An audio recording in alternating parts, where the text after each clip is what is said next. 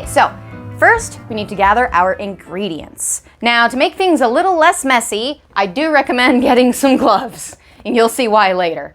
Then we also need some bioactive soil. We actually have this conveniently packaged because, quite frankly, getting a giant tub to show you guys is a little inconvenient, and we actually sell these at expos. And this is the exact same bioactive mix that we use here in this video.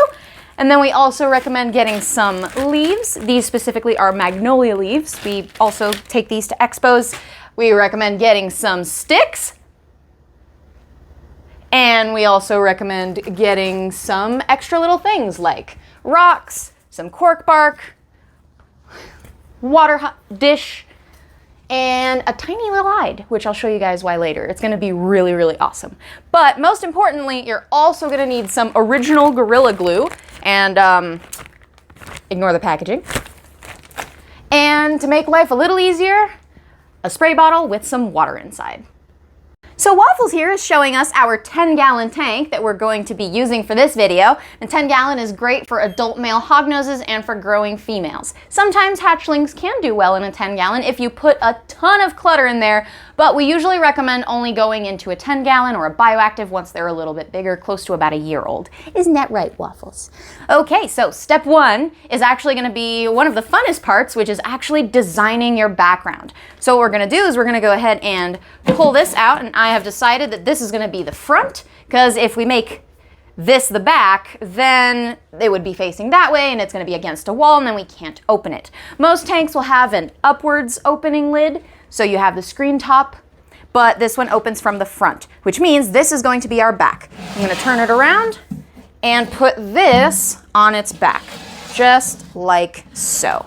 So, step two, we're actually going to look around and see which sticks will look best. So I actually really like putting sticks on the background because it gives the hognoses a little more texture, and believe it or not, a lot of them do like to explore upwards, even though they are a burrowing species. So I really like this stick. It's gonna give us some texture, and we wanna make sure that we actually plan it out here because we do need those contact points for it to actually hold in with the glue. So I'm gonna put that one there, and we're gonna add the glue afterwards. I like adding these little tiny ones as well. They're a lot of fun.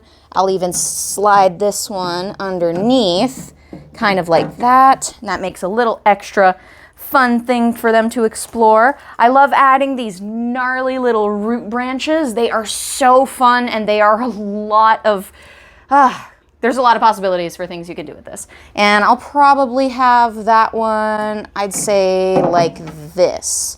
So this also creates a cool little area that they'll be able to climb. But something very important to remember is you don't want to kind of stack too many sticks. You need to make sure they have a place to hold on the back. And if you stack it too much, so let's say I put another stick like this, then when it's actually facing the correct orientation, I won't be able to reach in that easily. So you need to make sure that you still have space to put things. So give yourself just a little bit of area to play with the back. And I think I'm pretty happy with this. It's nice, it's simple, and it gives them stuff to play around in. And I'll use these sticks later on. Now that we have this set up, I'm going to just kind of mental picture. If you're not good at mental pictures, just take an actual picture so you can remember the form that you organized. I'm just gonna keep the form, but move it this way, because once we start putting glue, we need to move fast. Now, the water will actually help speed up the glue process, which is why I recommended getting the spray bottle. It's not necessary, but it does make life a little easier. So we're just gonna go ahead and spray the back here. We want it to be nice and damp. This is just gonna make the glue react a little faster. You don't want it to be soaked, but you do want it to have a small layer of watery mist. Right, so we got our gloves on, we got our water sprayed, and now it's time to get the glue done. Okay, so we're gonna want this to be covered with at least a layer of glue. Just organizing this to get the glue to start coming out. There we go. So you don't need to touch the edges because this will expand into a foam. But you kind of wanna go up and down. Feel free to be generous. I'm not going all the way to the bottom because I am gonna have a layer of substrate, so I don't need it to go all the way to the bottom. So we do see the water is helping it spread. And I recommend getting the absolute giant glue bottles because then you can do this very well. And sometimes you do need a small touch-up. Let me turn around this way. Because if you leave too many spots that are not covered in glue, then the substrate that we're going to use as the backdrop won't actually have something to hold onto. And that will make it look very patchy, not so great. Trust me, I've done it a little way too many times. And you don't want to go too far close to the top, because then that might impede putting the lid on. There we go. All right. Glue is done. All right, now that we have this, we got to think fast. So I'm going to go ahead and start with the small stick. I have that around here. We just want to make sure that it gets plenty of contact points. So this is actually good. I've got a glue contact point over here, and I have another one right over here. And then this is actually going to help hold it into place. So I believe the way we wanted to do it was this way, because that has a little more contact points. Oop. Okay, so we're going to adjust that this way. There we go. So we got it holding on over here. All right. I think I might actually want to put a rock here to help hold this part down, because this part feels a little more important for me. So the good news is we actually have a rock over here. Yay! Now that can hold that into place while the glue starts to form. And then we've got our last awesome gnarly branch that we're going to put right over here. And this one has really good contact points. Firm one over there and another firm one over here. And now we get to add the soil. So we want to make sure to cover all of the glue areas with the soil. So I'm just going to use my hand here and start tossing it over here. And make sure that you do push the soil underneath if you have little gaps in areas, kind of like how the branch is lifted up over there. We want to make sure that we still cover that area with soil. It's not horrible if you don't, but it's not going to look as nice. Still functional, just not as nice. And let's be honest, we're doing this because we want things to look nice.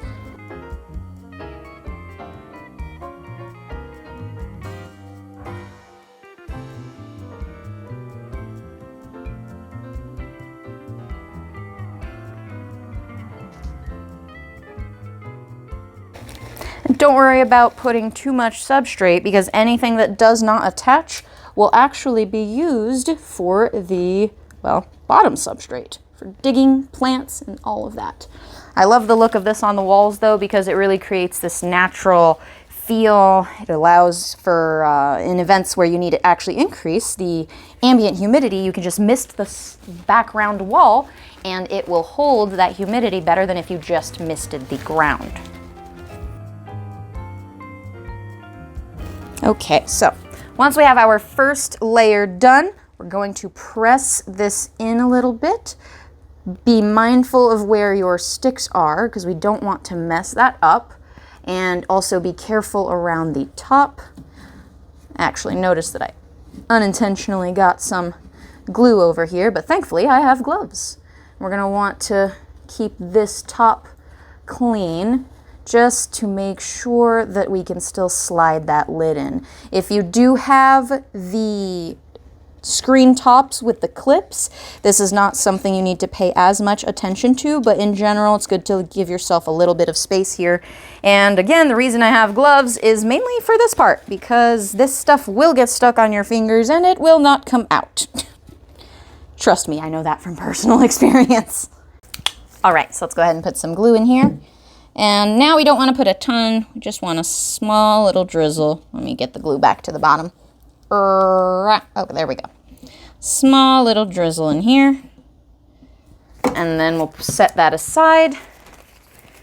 We will get another little handful of dirt, and we're going to cover that in there and push that in here. I'm going to clean the sides a little bit. And there we go. Okay. Nice. And then we can actually clean this up as well afterwards. We're going to take, you can use a razor blade or an X-Acto knife and just trim it up to make it look a little neater. So I'm just going to push in over here. Any spots that still have the foam exposed, I'm going to go ahead and get more dirt, cover that up, and it should still be sticky. But I do think that should be about ready in an hour. Depends on how complicated you're making it, how many things you're putting, how heavy they are. It takes about 8 hours to fully cure. However, you can technically finish earlier, depending on how heavy of an animal you're putting in there as well. Given that we're putting a hognose in here, they're not too heavy. So once this is dry, and once it is nice and firm, we're actually gonna go ahead and turn this upwards. You wanna make sure to thump it a little bit gently, and I'm gonna kind of just run my hand through here to loosen up the parts of the dirt that did not stick, and this is gonna help us with our actual substrate building. So let's go ahead and do this. If there is a little bit of foam showing, that's okay, it's not toxic. It is non-toxic actually, and if you want to even go a whole step further, you can get some non-toxic paint and go ahead and paint these a soft gray or even a brown, and it will make it look like it is part of a rocky surface. Just want to finish cleaning this up. And this is what we have left over. Okay, so we do want to go ahead and take our X-Acto knife, and I just want to clean the top here to make sure that this isn't going to be an issue. And thankfully the foam is pretty easy to cut, as you can see. Just applying a little bit of force. Now that we're done cleaning up the top, we can slide in the lid properly. If you want to spend the time painting this, you can get some non-toxic acrylic paint that will dry up real nice and it will give it some color, but I personally don't mind. And I want to show you guys more of what to do down here.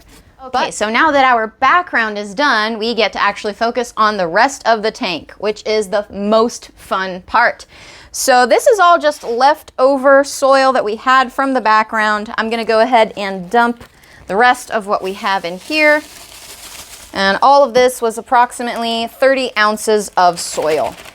And with 30 ounces, we made an entire 10-gallon back and a good thin layer for the bottom. However, given that this is a hognose, we're gonna make this a little bit deeper and a lot more fun. So let's go ahead and grab our second bag of soil, because we do want to have some more stuff to work with. And I'm just gonna go ahead and dump the entire thing in here, and then we'll organize and move dirt around to make it look perfect, just the way we want it.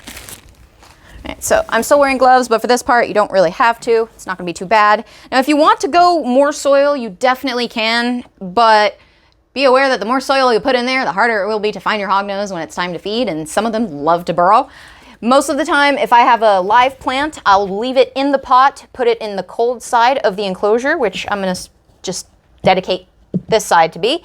Gonna put it over here, and then I want to put enough soil to cover that pot. And the reason that we leave it inside the pot is because hognoses are a burrowing species, and plants don't really like it when there are snakes touching their roots.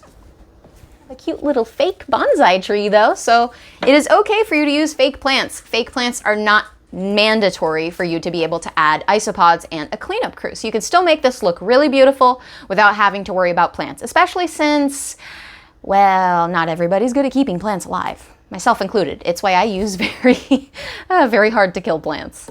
So I'm just gonna go ahead and make a little hole here, put that there, and I'm even gonna move some of the dirt around. I wanna cover that, make it look a little nicer. There we go. Doo-doo-doo. Look at that cute little plant now. Now over here, I want to kind of make a humid area for the hognose to be able to burrow in. And that's what I got this for. And I showed you guys earlier and said it was gonna be something awesome. So we're gonna create a natural underground humid cave. And for that, we're gonna kind of pull this over to the side. We do want to make sure that it is touching the bottom. We're gonna put this here and we're gonna wanna cover that up. I did get myself a third bag just because I'm doing a little extra, and I want to show you guys how to do all that cool stuff. So let's go ahead. 60 ounces and onwards. So the humid hide, we'll want to cover that up. And basically, when we wet this side now, all of this part of the dirt that's going to be humid underneath is going to stay humid a lot longer because it is underground. So your hognose is going to absolutely love that. Now that we've got this over here, we're gonna want to take some magnolia leaves, because I do plan on adding some isopods, and we're gonna want to crunch this up. You're gonna just kind of litter the forest floor with a bunch of little pieces of leaves. And this is going to add a little bit of enrichment, a little bit of smells for your hognose to enjoy, but most importantly, it's actually gonna be food for the isopods. So we're gonna grab a few leaves and just kind of do that until it looks nice and sprinkled, and then we're gonna mix that in. So we've crunched up about 4 leaves in here, so you can see we've got lots of pieces of leaves in here. We're gonna wanna just gently mix that in. Doesn't have to all be sitting on the top, so just move it around, have some fun. There, now the isopods can reach that wherever they go. Once we do that, I think it's time for us to start adding some other extra stuff. We've got our sticks, and we're gonna kind of just have fun and put these all over here to give them more little environments to explore and engage in. I really like the small sticks that have lots of branches because they offer all of these climbing opportunities. Then there was that piece of cork bark that we had earlier, and I'm actually going to put it right over here in this corner. I did designate maybe this corner right over here. Like, there we go, perfect. Then that creates a little natural cave for them underneath. I did say I was going to go ahead and put the water over here on that side. So I'm actually gonna move this a little bit further back and maybe turn it this way. There we go. And now that we've turned it this way, just nice and snug, I'm gonna go ahead and grab the water bowl, because this is gonna be our cold side. And I want to scoot that over to make room for the water bowl. And I think I'm just gonna add a little bit of dirt over here to that side to make it a little more even, because I do want it to be in the corner so I can see when they need more water. There we go. All right, so we got the water bowl over there. And then this awesome rock, I'm actually going to put above the humid hide area. And the reason we're putting it right here is because this is the hot side. And with bioactives, you don't usually want to put under tank heat mats on the bottom, because if you have plants or isopods, you're basically going to cook them all because they're not used to, well, hot dirt. But if you put a rock on the hot side, like an actual normal rock, and you make sure that you have your basking light on, you can create a natural hot spot. And then during the nighttime, if you turn it off, they will keep residual heat here so they can still get that natural belly heat, because that is what they would be doing in the wild. So, fun little facts for you guys. All right, now we do have another branch over here that I think I'm actually going to add here as well for some more layers. Put that in there, nice and fun. And I also happen to have a few other things because why not? You're supposed to make this look pretty. It doesn't have to be all living for it to look pretty. For those of you that actually know how to take care of plants, by all means, you can put plants everywhere. Well, as long as they don't need super high humid conditions, because this isn't really going to maintain high humidity. But let's go ahead and just put some fake little vines over here. And I like that I can just intertwine them with the branches in the back wall because there's space over here.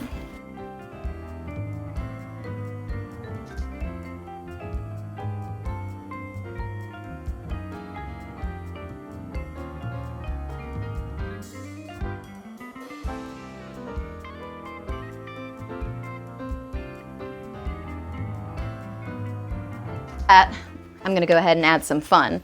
So this is one of my favorite hides. It's actually called a dice roller castle for those that play D&D. And I used a soldering iron to melt a hole in the back because, well, I don't want the snake getting stuck. So he can come in here, climb all the way to the top, or he can hang out in the back and use that as a little hide for him.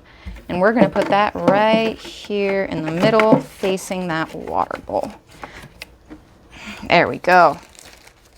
Now we need to grab our leaves again, except now we're just gonna sprinkle a few over the top, and these will add a little more clutter to make them feel a little safer, and it gives it a more naturalistic look, and the isopods will also greatly appreciate that. You don't have to be as methodic as I'm being, but I like to make sure that wherever I'm putting the leaves, it looks nice. I'm trying to put some below the branches. I'm going to be putting some above them. Want to be putting one over here as well. And one over there. And this gives them a lot of natural places to just hide and feel safe, and that will actually make your hognose explore a lot more.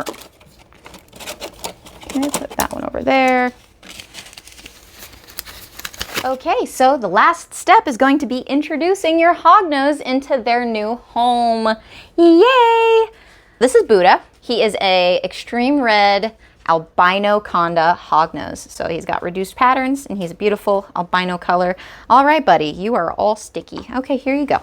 And he is an adult male, so this is a perfect enclosure for him. And let's see how he likes it.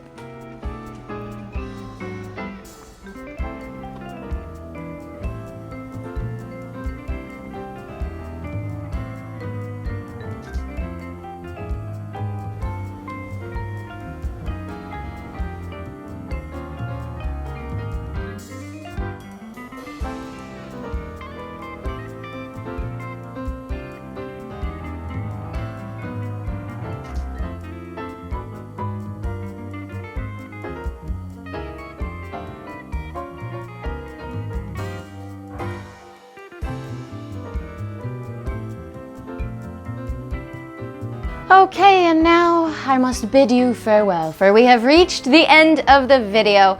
Thank you so much for watching. Be sure to subscribe for some new awesome hognose videos. Thank you, thank you, thank you. Feel free to like and share with all of your friends, and if you see us at expos, stop by and say hello. Keep it snakeful.